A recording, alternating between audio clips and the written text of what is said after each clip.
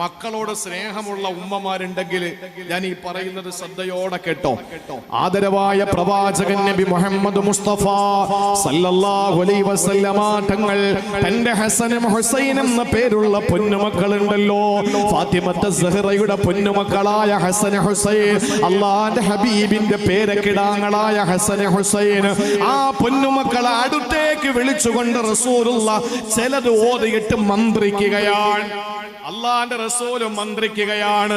പ്രിയപ്പെട്ട സഹോദരിമാരെ, ഇത് സാക്ഷാൽ ബുഖാരിയിലുള്ള ഹദീസ് തന്നെയാണ്.